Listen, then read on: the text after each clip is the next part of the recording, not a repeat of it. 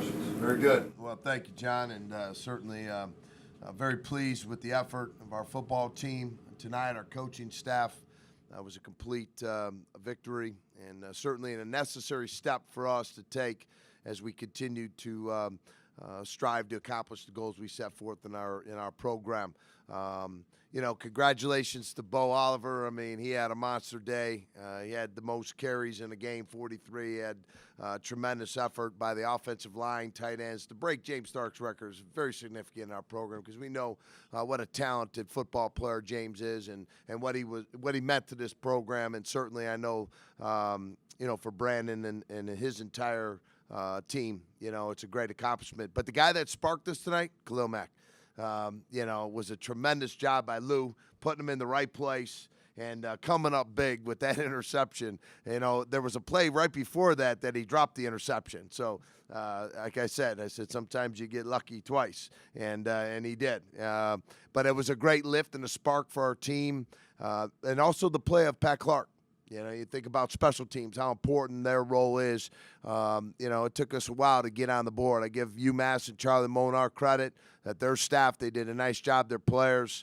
It was a battle. We knew that the team that was less affected by the external factors was going to walk off that field victorious, and I felt our kids really responded, stayed in the game. That sideline was excellent. So it was a solid effort. It was a great feeling for me and the staff and our coaching, our players too, to be able to come out of this evening with a victory, 5 in a row. And it says a lot about the leadership in our program, dating back even to last year, winning 3 out of the last 4 of the season. So we got to go on the road now and get ready for Kent State. We'll take 24 hours to enjoy it, though. When you see Mac making some of the plays that you do you ever find yourself laughing the way we do up in the press box watching this guy? It's hilarious. It's worth the price of every ticket, into that stadium. We all know that. He's a special young man.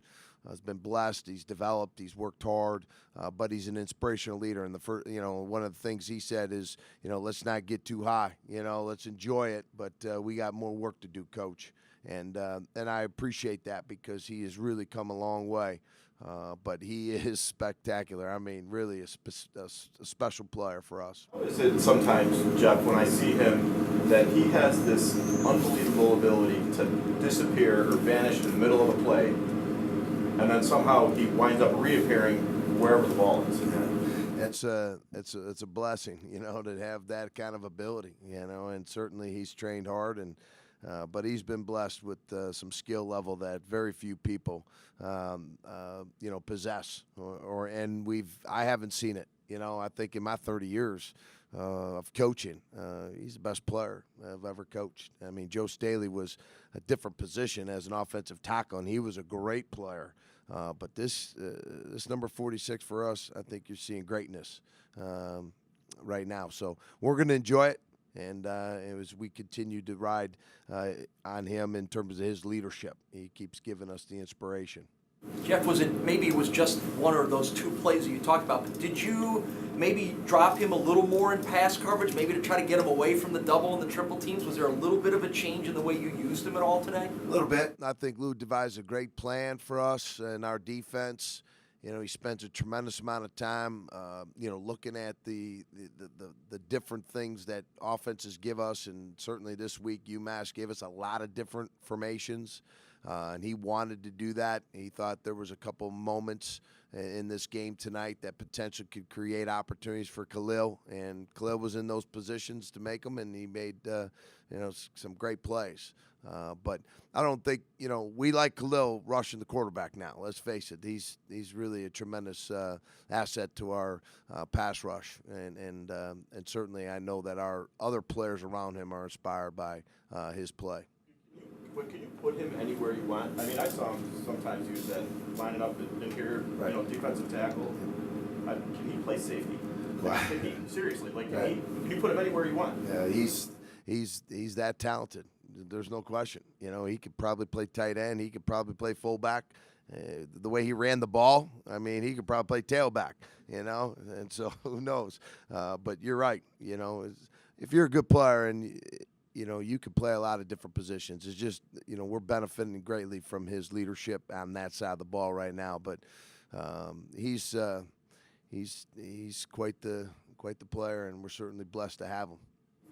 Two things. First of all, is Carlson's injury as bad as it looked? Yes, Off the top? he's out. Yep.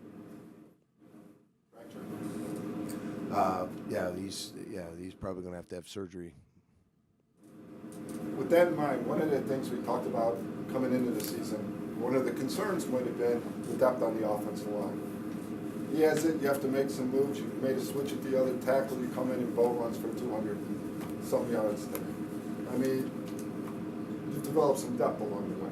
Absolutely, and I tell you, those guys like John Kling, young man from Western New York, Depew High School, has stepped in beautifully for us. Andre went back down inside.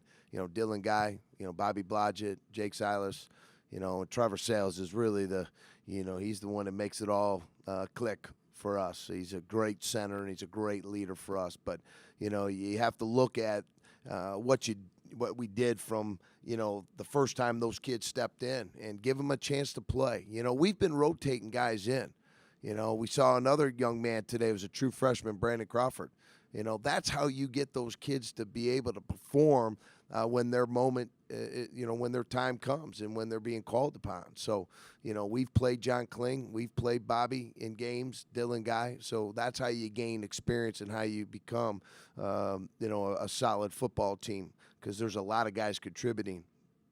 Jeff, there's been so much attention on Khalil this year, and rightfully so, but especially after the injuries last year, it feels like not many people have been paying as much attention to Bo Oliver as they were in 2011. Do you think that's fueled him at all this year? No, Khalil and Bo, those guys are, they're going to compete no matter what kind of attention's brought to them. They're just great competitors, and they care deeply about this team. But Khalil is about as a high-achieving player I've ever seen, and not only on the field but off the field too. I think a lot of people don't see what Khalil brings to that locker room. So he's his own man. He's out there. He's doing everything he can for the good of this football team, and that's the focus he has. It's not about Khalil Mack, and Bo will tell you it's not about Bo. It's about this team, and all their effort goes towards helping this team accomplish its goals, and that's what a leader does.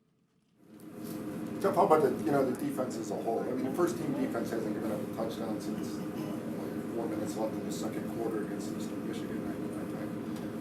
Yeah, well, that says a lot about the way those kids prepare each week and what they want to accomplish, and they feel it. I feel it on the sidelines. I see it in the meeting rooms. These kids work extremely hard, and they're seeing that they can become a great defense. And until they play this entire schedule out, we'll know exactly where we're at. But it's certainly a great feeling to be where we're at, and certainly knowing that we have a defense that we can rely upon, keeping people out of the end zone.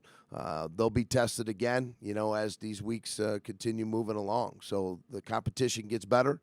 They're going to be, called upon to continue to do what they've been shown that they're capable of doing, and to do it against better competition will really tell us exactly where we're at. But it's feeding off of what we saw last year, even after the Northern Illinois game. They felt it. They understand the scheme. They're locked in. They're playing well together, and they're making some big-time plays, and it's really inspiring our football program right now. Bo had over 40 carries. Was that by design? Did weather play a factor? Well, weather definitely did play a factor, and Coach Alex Wood, my offensive coordinator, is up in the box, and he does such a tremendous job with our coaching staff. And I'm a big believer in running the ball, especially in the conditions that we had today. And I kept that in his ear. I'm like, look, we're running the ball. Give me a lead hat. Make sure that we're up inside. Make sure we get the ball outside. So by design, did we say we're going in the game and carry the ball, have Bo carry 40 times plus? No, But sometimes it works out the way it does. And certainly he felt good, and he was in a good rhythm. So I was real pleased. He hit some hard. There were some unbelievable runs. He ran so hard with such determination. I was real pleased the way that whole group worked together out there today. No reservations having him on the field. Middle of the fourth quarter, we were already up 2 touchdowns. I try to allow our coaches to make some of those decisions too. Matt Simon, he's my running back coach. allow him to make a decision as to where those guys come and go, in terms of depth. But he felt it was important for Bo to finish this one out, and that's why he stayed in there. And as we continue to move along, we're going to need that same kind of effort. I don't know if we'll be able to let him carry 43 times every week, but if he gets 216 yards and we keep winning, we'll certainly keep that as part of the game plan. Obviously, Newt's was a concussion. We'll have to see how he comes back from that. But Colby's injury? Not sure about Kobe at this point. We're still going to wait and see. I haven't gotten the full, medical report on him yet. We'll find out hopefully more tomorrow, Monday. I do know about Jason, and it's we'll get Alex back. He was out. Who? Alex, right? Out cold. It didn't look good to me. So I don't know exactly. He said he just, it looked like he did get knocked out, out there in that one moment. Any explanation as to why that might not have been a targeting play or a defenseless receiver play? It looked pretty close to that. Well, that's an issue that's going to be addressed. Same player for their team got ejected last week for a similar situation. So I got to look at it. It was hard, to see, but the officials didn't see it that way. So, it was one of those moments in the game that you just kind of hold your breath for a second. We all did. But he's going to be fine, and he'll bounce back. I talked to him tonight, after the game, and he's going to get some rest and see how he feels tomorrow, and go day by day and see how well he can respond and get back for Kent State.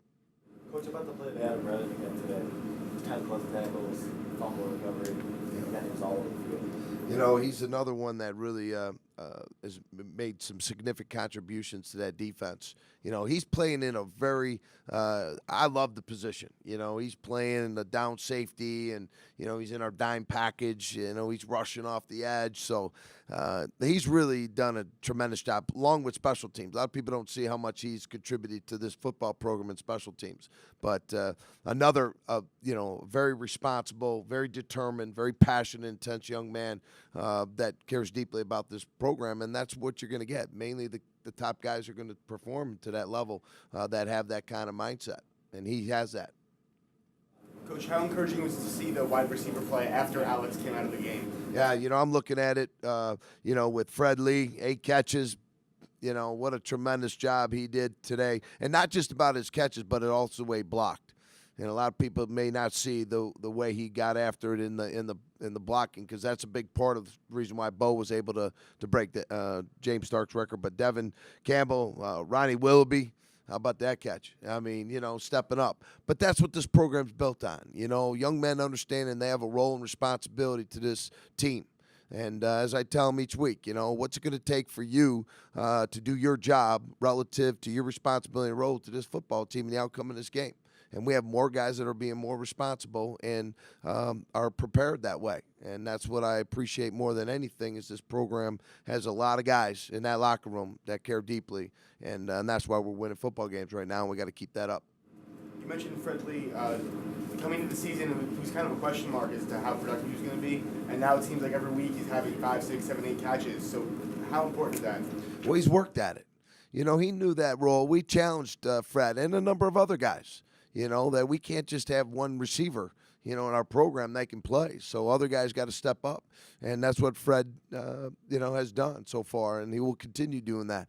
But Fred contributes in so many other areas too. When you have guys that are like that, that's a good thing. And Fred took that challenge, and he steps up each week. He works at it, and that's exciting. Now what we need to do is continue to see where other guys can also help us. I thought Shrek, he's another one that can help us. Willoughby, he's another one.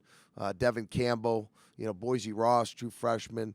So those guys all got to be in a position to help us. Not just Fred now. We got to have other guys, but they're feeling good about what they have to do and how they're accomplishing their goals. Anything else? Thank you. Thanks for